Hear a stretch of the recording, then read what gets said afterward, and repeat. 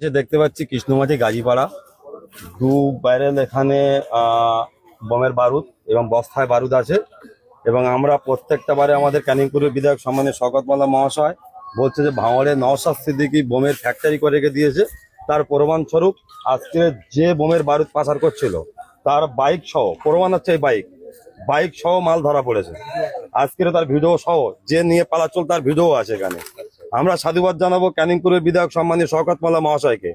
তিনি দুদিন আগে বলেছে যে এখানে প্রত্যেকটা বুথ থেকে 3 লক্ষ টাকা দেওয়া হয়েছে এদেরকে তৈরি হওয়ার জন্য, অর্থাৎ বোম মেশিন মজবুত করার জন্য। তার প্রমাণ হচ্ছে এটাই যে আজকের সেই বোম মেশিনের প্রমাণ, আজকের বোম আজকে মানে গ্রাম বারুদ এবং বস্তায় বারুদ এবং তার বাইক প্রমাণ হচ্ছে। এখান থেকে মাল নিয়ে পালাচ্ছিল।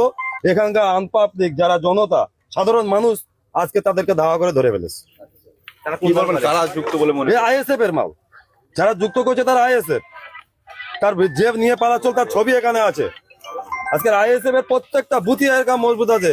2023-এ ভাঙড়ের যে বেগে সন্ত্রাস করেছিল 2026-এ ঠিক সেরকম সন্ত্রাস করার পরিকল্পনা নিয়ে এরা এখন থেকে প্রস্তুতি হচ্ছে। আমার মনে হয় তো প্রত্যেকটা বুথে যদি আইএসএফ এর যারা হারমাতরা আছে, যারা নেতৃত্বরা আছে, তাদেরকে যদি বাড়ি সার্চ করা হয় তাহলে প্রত্যেকটা বুথে আইএসএফ এর কর্মীদের বাড়ির থেকে এরকম বোমের ড্রাম এবং বারুদ মানে 6 কেজি বোমের বারুদ উদ্ধার হবে। এই বাইক তার প্রমাণ। মোহাম্মদ ওহিদুল ইসলাম, চালতাইবাড়ি অঞ্চল একটা বাজার কনভেনার।